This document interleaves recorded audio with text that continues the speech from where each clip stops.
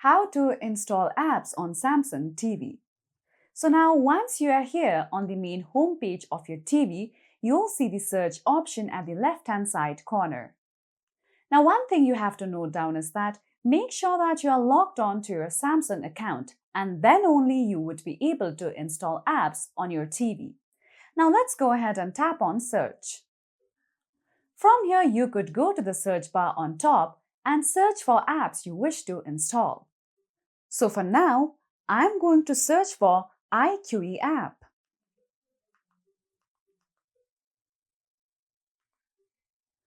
Now, once you see various results on search results, tap on the application you wish to install. I'm going to tap on iQE.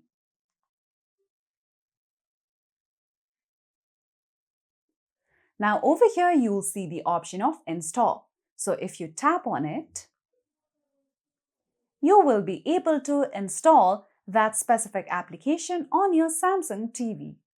So that's all for today's video, and at last, don't forget to subscribe to our YouTube channel.